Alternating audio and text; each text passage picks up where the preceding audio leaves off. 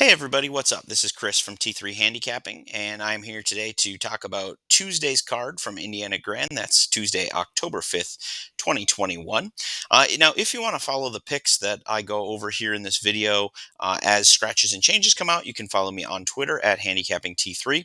And if you want to purchase the picks, so I'll put the A's and B's up there, but if you want to purchase the full set of picks, the A's, the B's, and the C's, as well as get access to the handicapping material with all of my worksheets that goes through all of the numbers and things like that, as well as the T3 grids, which I've featured in some previous videos. You can go ahead and email me at T3handicapping at gmail.com, and I will give you my PayPal and Venmo information so that we can go ahead and make that happen. Indiana Grand is $2, and then if you want to play any other track on Tuesday, it's $10 just because I have to build the track profile for you to make things work. So the numbers themselves look at things like speed. There's a pace number against the flow of the race. So who's going to be basically running opposite of the other horses? There's class, there's form, there's horse for course. There's all kinds of different things factored into these power ratings, and you can have access to it all. Again, if you want that, just send me an email, t3handicapping at gmail.com, and we can exchange information to make that happen. Before we get into Tuesday's card, let's take a look and see how things went on Monday. Overall, it was about as good a day as I could have hoped for. Every single horse except for one ended up being an A horse for me. So, out of all of the races, there were 8 of them in total. 7 of the horses that won landed in the A category. Now, ironically, the one that did not was my best bet, and in fact, the one that I played the most money through, the number 8 in the 6th race, and the horse failed as a heavy favorite, paying only 210 to show, which was a little disappointing because that was my top opinion, and I had most of my money going through there. But other than that, if you just played all A's on my tickets horizontally, you would have been having a pretty good day today. So it's not always going to be that way, but certainly today things were going really well. I was seeing the ball extremely well at Indiana Grand, and that's good because it's not typically something that happens to me a lot when the track is off. And the turf was off, and the track was muddy and kept getting upgraded throughout the day. That's not really a track condition that I typically have done very well with, but today was not the case. I had a lot of A finishers, and then actually had exactas and tries even in my A selections or A's and 1B, things like that. So great day record wise. For me today at Indiana. We'll hope that that continues tomorrow as conditions continue to improve, I hope. Let's jump into Tuesday's card and see what we have on tap. So, jumping in here, we do have 9 races on the card as opposed to the 8 that we had before. So we'll take a look here. We don't have the forecast statistics like we did on the last one. I do believe they're supposed to see improving weather conditions. I'm not sure how likely it is we get on the turf on Tuesday. I think it's probably more likely that the dirt track gets upgraded. Now they haven't had rain. They won't have had it for over 24 hours, so maybe they can get some races on the turf. I don't know. We'll just kind of have to wait and see. But as always, if you're following my picks on Twitter, or if you purchase them, you will get the updates where all toggle switches will be flipped, distances will be changed to make sure that you get the most accurate information. So we're going to take a look here. Race number 1, we're going 6 furlongs. Once again, a reminder that the purple number is the class number. The lower, the better the horses. So a .5 would be grade 1 caliber at Saratoga. And so you can see we're dealing with 8s, which it's about 35 points on the scale. I think 35 or 38 is the highest one I've ever had based on all the point systems. So you can see this is definitely trending towards some of the best horses on the grounds. Probably going to be a moderate pace in this one. So just quickly running through the horses here. Number 1, Dirty Justice. I've got 77C, alternate nights. 20 to 176C. So this is one where, like, as I'm looking at this, I see this horse is a C and I see that this horse is a C, but the difference in price is astronomical. I'm more likely to include 2 as a C horse and toss Dirty Justice simply because of the price. And that's typically what I'll do when I'm deciding, do I include a C horse or not, is I'll typically look and just say, what is the price? If it's over 6 to 1, a lot of times I will think about using it. If it's under 6 to 1, a lot of times I will think about just tossing it completely from the ticket. Number three, Silent Sonata 64 is a toss for me. Number four, Successfully Done 71 C minus. Now this is one I'm really hoping that the price remains. I've got 5 to 1 on Compass Point. Now this horse is going to come from off the pace, which I don't typically like at Indiana Grand, but especially when there's some moisture in the track, I think this can be a much more effective strategy. Now you can see that this horse rates out as 100 A plus on the curved grade, as the top horse in every race always will, because it gives us a benchmark by which to compare all the rest. However, what I love to see is this horse is a 91 raw. So if you were to just compare all these horses in a single race, this horse would rate out as a 91 overall. You consider that some of the horses we're going to see later as the top rated horse are going to be like 82s, 81s, things like that. 91 is a big number. And in a field where there's actually some class, and there's actually numbers to go off of. A lot of times, like even yesterday, my top selection was in a maiden race because it created separation by being one of the only ones that actually had numbers on it. This is not the case here. So I'm definitely going to be using Compass Point really, really heavily. This is one of those 10-point advantage horses. That's why it gets the green star. This is a horse I'm going to play a lot through. And if I get 5 to 1, I am going to be over the moon. I fear I will not, but if I do, I'm going to be really excited. The next best one is another one for the Bob Gorham barn, which I think makes it even more likely that my top selection wins, because you're not going to have this one doing things to potentially hurt the stablemate, at least not in the final running of the race. I would hope that there would be, this one's going to be a little more forward, the other one's going to sit off, and they're not going to do things that would impede one another because they're going to want to both be successful. This one's an 85B and at the closest at 15 points away. So that's really good to see. Furdan is an 80B minus. This is one that has the early speed. It's going to take money because of Pompel and Clot. Overall, these numbers are good, but they're nothing astronomical. It's coming off of a maiden win, is now going to jump up against winners. I know that's something that Klopp has done before, but I'm just a little bit more skeptical of that move. I will definitely use protectively, but at the same time, I'm not all in on that horse. So when all is said and done, I've got the five as kind of my lone A, the horse I'm going to use most prominently. Try and get on house money with that one. I've got the 6, 7 as B's, and then the 1, 2, 4 as C's. But again, those C horses, a lot of whether or not I use them will be dependent upon their price. We've got another really good classy race here.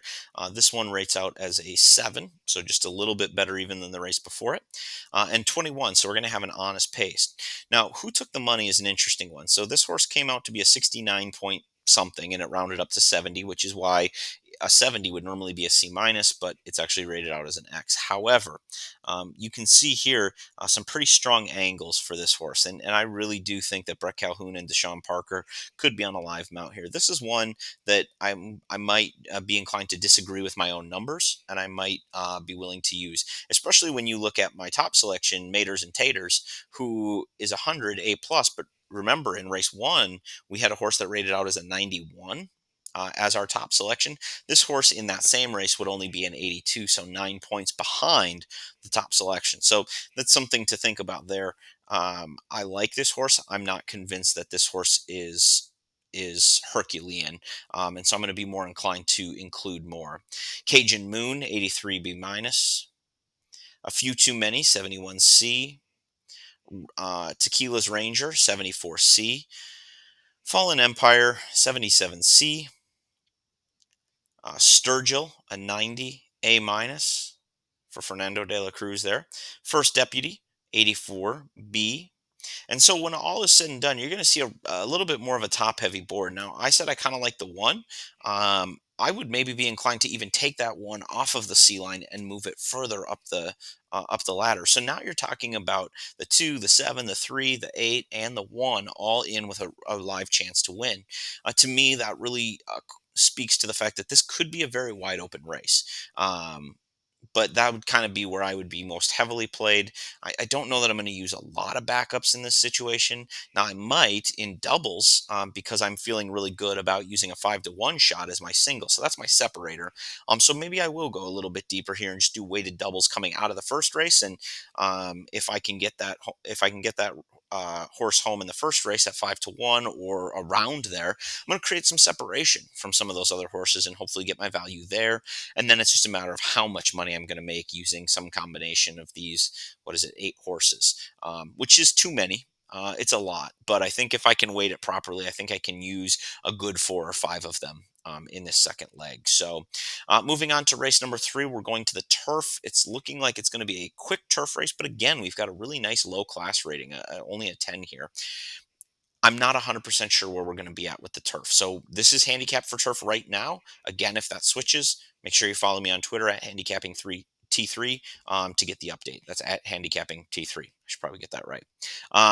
Teener 58 toss. Touch of Blessing 24 toss. Revs Run 70 C minus. Tiz Abbey 84B. Just humming 100 a plus, but again you can see 83. So in that mythical one race formula, this horse is still quite a bit, 8 points or so below our top horse on the card to this point. Timeless Glory 94A. So you can see not a ton of separation within even the race. You've got one at 100 and one at 94. That's only a 6 point difference. That has not proven to be a super productive difference in horses. So save the best for last, 67 and a toss. Number 8, Swift Temple, 81 B minus. And then, as I mentioned yesterday, you've got the 9 and the 10 who are both MTOs. Neither one rates into the race, but again, the race is currently looking at pace based on relevant turf races. It's looking at speed based on relevant turf races. These horses are not meant to run on turf. This horse has one turf race, and this one has one turf race and a synthetic race. But that was before switching to this barn. So there's just not a lot to go on. And so that's why these horses get rated so low, even if they might have a really good chance once things get flipped to dirt. We'll just have to wait and see. If the race gets switched over, then that's where I'll make the changes to the spreadsheet, and we'll get new data and new numbers there to reflect the actual chances now that the race has been taken off the turf. So as of right now, if this remains a turf race, I've got it going 5-6 as my A horses, and then I've got 4-8 as my Bs. No Cs in this one as of yet, but again, subject to change if we come off the turf. 5.5 furlongs maiden special weight. We're going 5.5 now on the dirt. I've got a horse that I really like here. You've got a class of 21, so we're starting to leave the realm of the 7, 8, 9, 10, and now we're up into the 20s. So these are going to be significantly worse horses than what we've been seeing up to this point. Pace looks to be moderate, but these you always got to take data with a grain of salt in these maiden races, just because there's not a lot to go off of. Based on my numbers, I've got the number 1 horse for Deshaun Parker and Tom Amos as my A horse. Rates out as a 98, but this number a lot of times is based on their rankings versus their opponents. Well, because this one has run a decent race compared to the rest of them, this horse had ones across the board, and so that number's super high. I would not actually anticipate that this horse could beat all of the other horses, but certainly it did rate out very strongly against its competition, which kind of tells us that this might be a strong player. Not sure we're going to get 4-1 on this horse. Beyond that, you've got this name is okay. This runner's okay, and not much better than that. 60 and a toss. Another flat drunk, 62 and a toss. You've got optionality 90 B plus, so that's more of like an 89.9 or something along those lines, which is why I rounded up. B plus grade. This is the next best horse. Now, normally I would say you want to single through your top selection, but in this case, I would be inclined to use this horse because at 5-1. You're getting some value. Now, if this horse gets bet down to like 2-1, I probably am not inclined to use it. That being said, in a race like this, that could also suggest this horse has some real talent. I love this big jump up from race 1 to race 2. You're dealing with Steve Asmussen, so you probably are going to get at least a quality effort. The horse is going to fire. That being said, I don't want to get super thick on this ticket with a lot of short price horses. So 5 to 1, okay, much lower than that. I'm probably going to just stick to my guns in the rail. Ruby Jane 77C plus. Cat Breer, 84B. I do love these second time starters. You can see Brad Cox, Fernando de la Cruz. This is a great connection to have, especially at Indiana Grand. I mean, anywhere in the country, you'd be good to have Brad Cox, but certainly this one has to be respected. Um, but again, now there's another short price that am I going to use? I think I'll just try and create separation. Sunday Grace. This one I really don't care for. The speed figures are undoubtedly good enough. I'm just not 100% sure that this is the one that I want to be using. Um, the horses has improved, gotten closer, definitely not without a chance. Um, but I don't know, coming from a little bit on the outside is going to have to clear, is going to have to get out. I'm going to pass. This is one I think you have to use. You've got Tom Amos, and you can see the numbers; they speak for themselves. Now you'll notice this is again another situation where I'm kind of zigzagging away from my own data because I can see in the trainer stats that this is a horse that I definitely want to keep my eye on.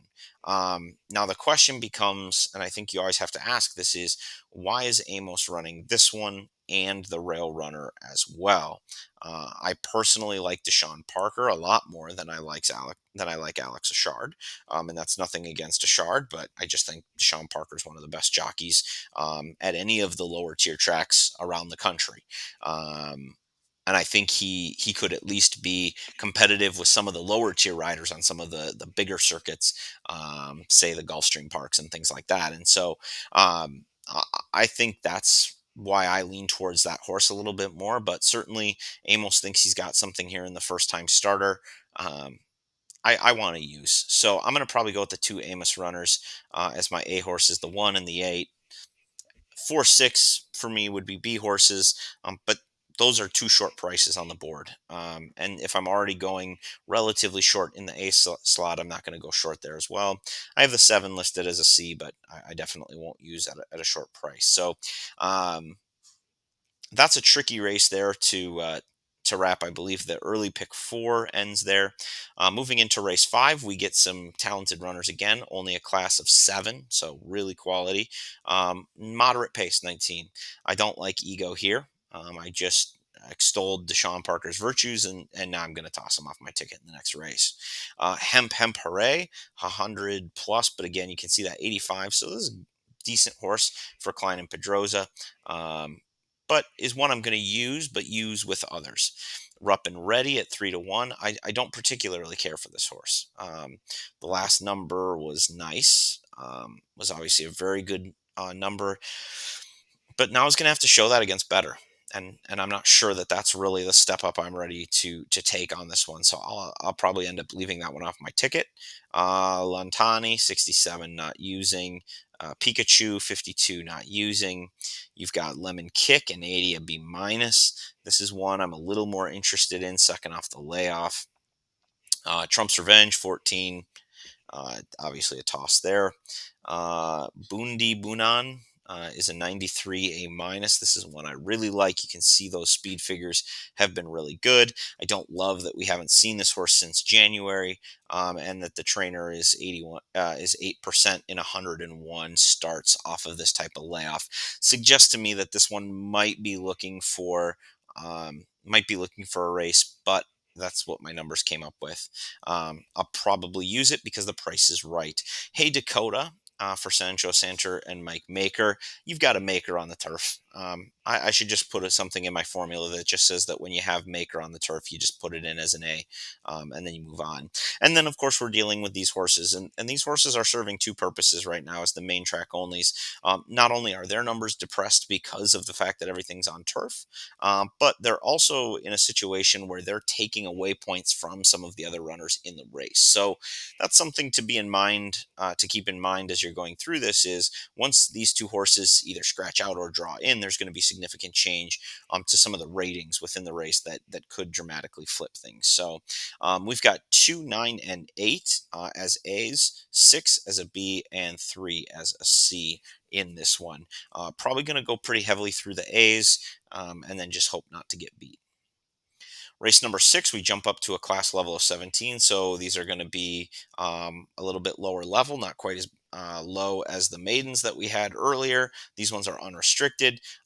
We have what looks like a slow pace on paper, but that can be deceiving again because of lack of data. Private Connie is a 93 A minus. A race, a first time starter rating out as an 89 B plus. To me, that always suggests that there's a lot there because even with very limited metrics, this horse came out very well on the rating scale. So that tells me that there's a lot to like with this one, and definitely one I'm going to want to make sure that I have on my tickets. This one came out as my top selection and rated out very well as a 92. Has a good race under it. The only thing that makes me a little bit nervous is I look over here. It's a small sample size, which I can rest my hat on. But this guy, James Spicer, is 0 for 4 when it comes to second time starters. He's also only 8% over 37 starters for the year. I don't like to put a lot of money into that, but the fact that somebody who is only 8%, the fact that they're getting 5 to 1 on the morning line tells me that there might be, it might be worthwhile to include this one. Then I've got a 53 and a toss there. 89 B plus. I actually don't hate this horse at 20 to 1, and definitely one I would want to make sure that I had somewhere because of the price. These races can have weird things happen. I know it's maiden special weight. These are supposed to be some of the better maidens. It's Indiana Grand. It's unpredictable. Things can happen. This one, Ronnie's Vice, 62 is a toss. I'm a little nervous about the 19% first time starter. Um, if I see this one dropping under 10 to 1, I will probably move up on my ticket because that suggests that maybe smart money's coming in and saying, hey, this might be a live runner. I don't need this horse bet down to 2 to 1, but if we're starting to get inside of 10 to 1, that's going to be a red flag for me that like this horse might be live. Enforcer is a 93A, first time starter.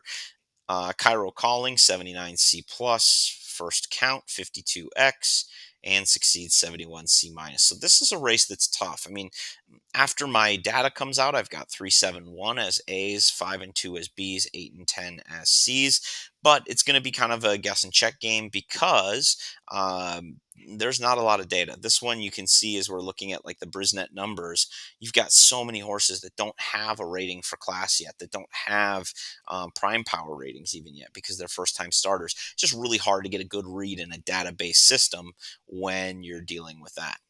Uh, Hopefully, keeping on the turf here in race number 7, going a mile and a 16th, we're back to some pretty good horses on the ground. So an 11 for class, and it looks like it's going to be a pretty swift pace, a 20 out of a possible 24 points. So they're going to be hoofing it a little bit up there.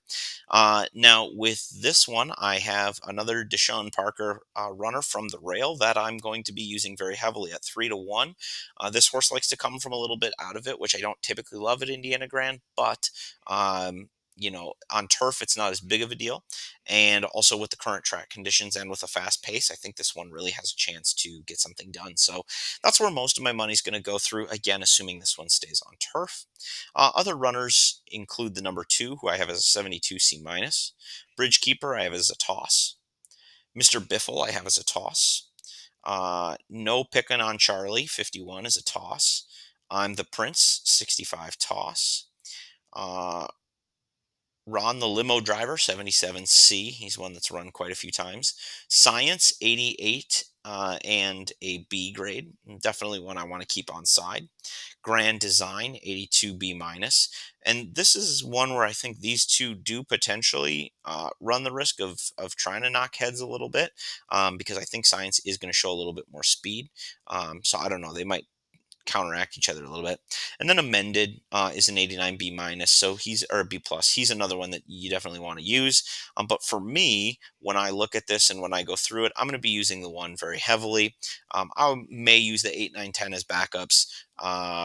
Just in case the rail isn't going well, and I'll kind of be watching for that. And again, depending on if this stays on the turf, and then I've got 7-2 as C's, but I probably won't be using them. Moving on to race number 8, it's our penultimate race here. Again, you're seeing a nice class number of a 9. Pretty good horses for Indiana Grand, moderate pace. I've got Timeless Rose as a 95A. I don't like that this horse likes to come from out of it.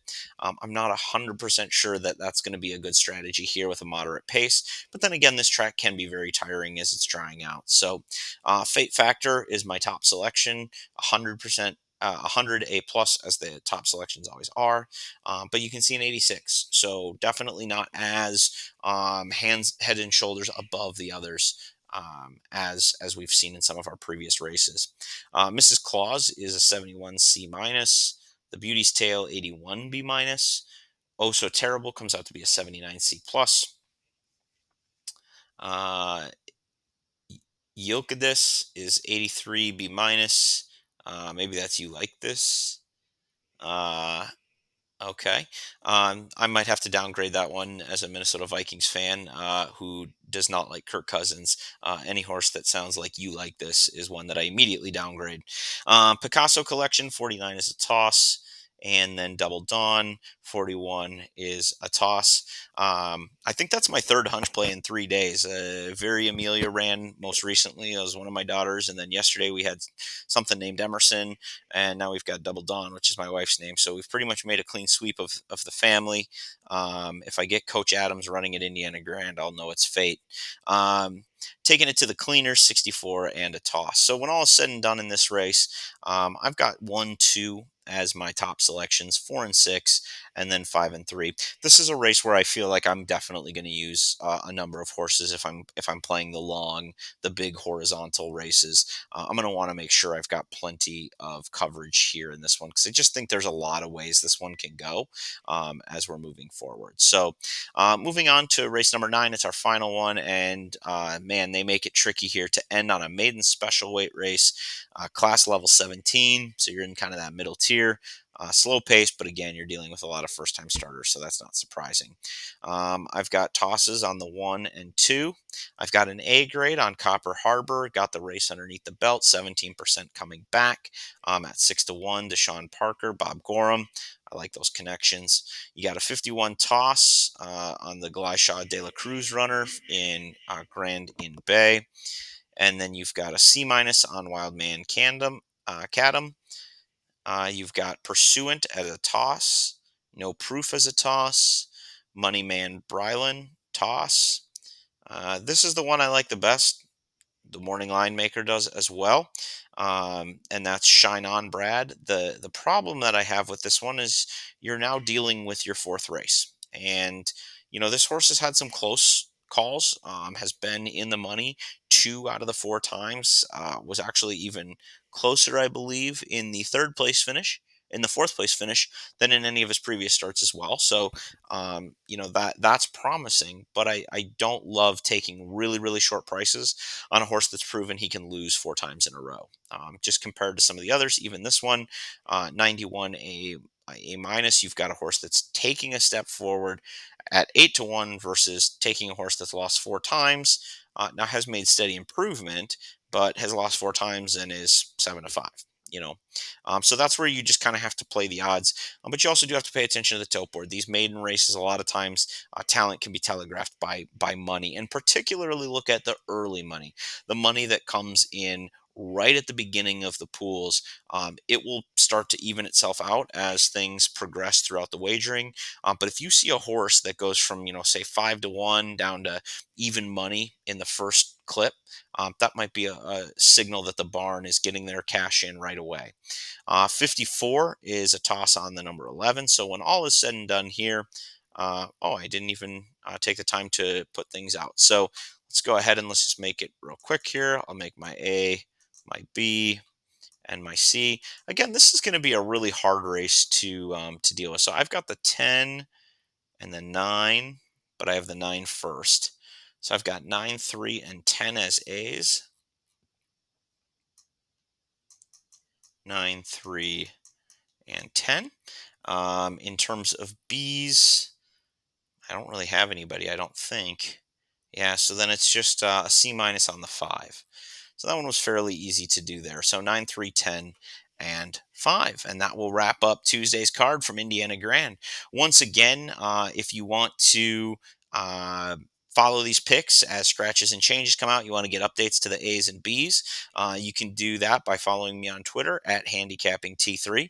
And again, if you want the data that goes into helping with these selections, all the speed, pace, form, flow, connection numbers, all of that stuff. If you want the data and you want the T3 grids that I've featured in other videos, just shoot me an email, t3handicapping@gmail.com, and let me know what track, whether it's Indiana Grand, which is a little bit cheaper, or if you want me to build you a custom report for a different track around the country. Just let me know those things, and we'll get you squared away, and hopefully we can get you to the winner's circle. Good luck.